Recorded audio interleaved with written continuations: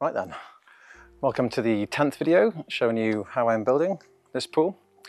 In the last video I installed the medium level returns, the second and third course of blocks. In this video I'm going to finish off the walls. I'm going to fit the skimmer and the two section points on the other side of the wall. It's just going to be a short video, but I thought it might be better to make videos more frequently.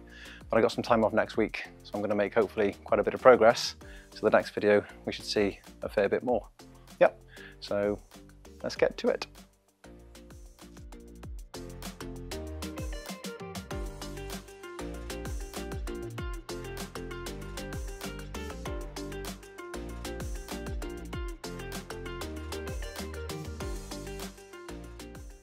So the first thing that I was going to do was mow the lawn at 25 times the speed because things get done much quicker that way. And then we're onto the pool. So the first thing that I needed to do since the last video is to clip together that top course.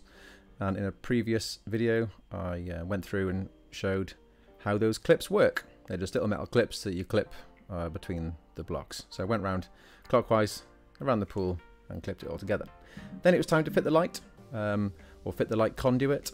So this is basically just putting another one of those conduits that I'm using for the returns and inlets in the wall. And I had the light in the last pool, which is really nice. You could even play pool volleyball in the dark, which is great. And I fitted the conduit 50 centimeters down from the water line, halfway down the pool, just next to where the skimmer's going to go, so it should illuminate the entire pool. Next up is to tie the steel in the underneath of the third course, and I've done that on the first and second course, so yeah, I'm speeded this up nice and fast so that you don't see too much of that happening. Okay, so it's pretty late and just got the kids off to bed. It's a bit of a late one tonight. We're going to come in and we're going to fit the two high level return jets onto the wall just there at the midpoint in the final course. So yeah, that's what's about to happen. Got a cup of tea, we got all the tools ready. I'm going to attempt to get down this ladder whilst holding the camera, which is not going to be very easy. Climbing on top of these blocks. We've got the time-lapse camera in there, so we're going to put this, put you over here like so, and do you know what? Just got a time-lapse camera. So yeah, did this at night, so I'm doing all this at night now, which is taking a bit longer. I cored out the front face of the ICF for these top level return jets, so the last two pipes I need to fit at the front and then the back. Head torch made it a bit easier, and then I prepped the pipes by gluing in the 50mm pipe into the back of each conduit, and then fitted each of the conduits into the wall. Next up was to fit the skimmer. I got as far as moving the skimmer and the box into the pool, but then I needed to do some parenting. EPS foam block, ICF test for impact resistance. Go.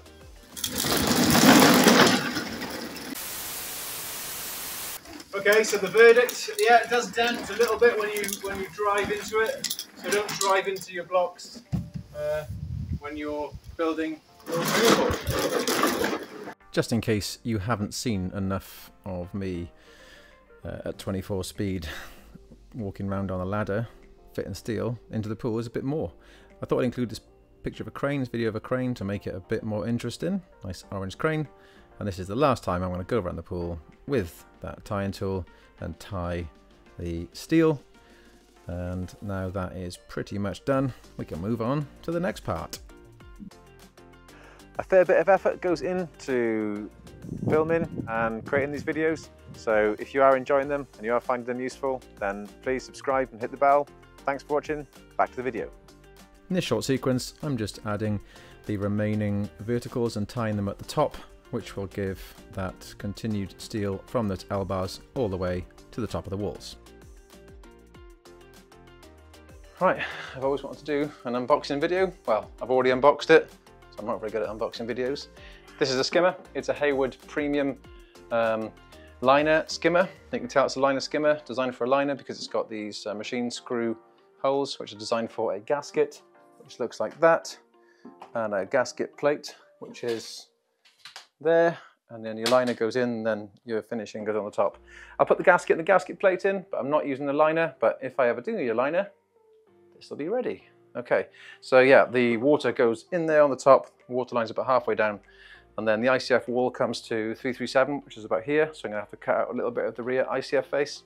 Water flows through there into the skimmer basket, which is here, which is where the leaves and things will gather, and then out of the, I'll use the only open one here, which is a 2-inch female thread. Not quite sure how I'm going to cut into that just yet, to make sure there's a good seal, because having a thread in an inaccessible place isn't great. So yeah, need to work out how to deal with that. This one is blocked off and will remain blocked off. This is where you might connect main drains to if you have main drains, which I don't. Okay, so yeah, let's go outside and dry set it in the wall and see if we can get it fitted. Skimmer's going to go in the middle of this long wall, and we need to work out how high it's going to go. So in order to do that, we need to know how high the pool's going to be. So I'm going to be putting 60 millimeters of concrete on top of the ICF when I'm doing the pour. I'm going to use some 12 millimeter shutter in ply, so it would be 60 millimeters higher. So we're going to have 60 millimeters on top. That's so I can do a liner in future, maybe. Separate topic. All you need to know is I'm doing 60 millimeters of concrete on the top. It'll also give a nice surface for my pool coping stones to sit on, so the tiles that go around the pool. The water line is normally measured from below the pool coping, so we'll forget about the 30 millimeters of pool coping. We'll just look at the water line, and we'll take the underneath of the pool coping as our water line. So we're going to have 60 on top of here. So 60 is where the pool coping is going to start and go up 30. So I'm going to go with 30 millimeter thick stones. So down from 60, go down 150 from 60, which is 90. So we've got the 60 on the top, 90 equals 150. That's where the water line could be. I've already put a mark there. And some people have it lower, around about 200 below the top, apparently, not sure. But that is basically, yeah, another 50 below there. So the water line could be variable there. So what I might do is set my skimmer in the higher point. It'd be nice to have the pool a bit fuller. So I'll set the center of the skimmer at the vertical height, at the same height as the 150 line. And the water can go a bit higher, but it can also go a bit lower as well, because the skimmer range, or the mouth opening, is about 160. So, you know, there's a variable amount of height we can play with there. Okay, so that's marking out the height of the skimmer. What that actually looks like, I'll put a mark on the skimmer already. Little mark here showing you where the halfway up point is. So we're talking about this measurement. Yep, and the skimmer's going to go roughly there. So next up is to faff around and work out how I'm going to cut it out. I haven't figured that out yet. But yeah, I'll just go to time lapse. I'll talk to you about that once it's done.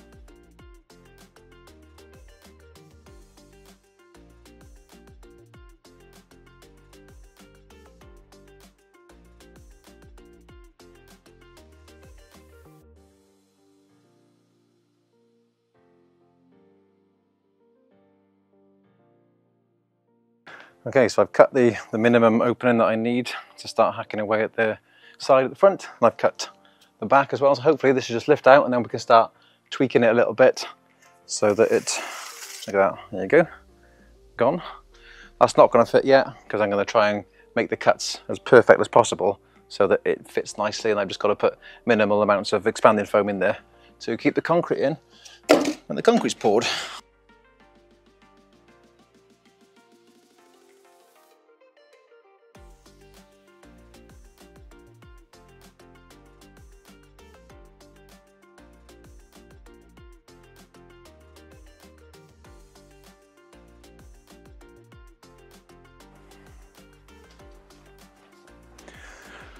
Okay, so it is gone 9 o'clock and it's getting pretty dark.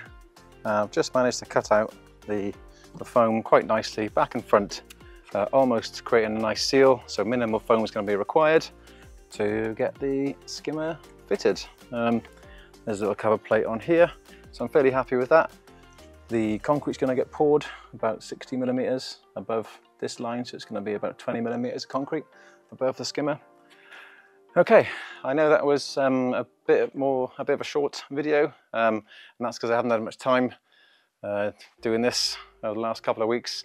But the skimmer's in, high level return jets are in, plywood's on order to shutter the inside and the outside, so I can get a 60mm concrete top.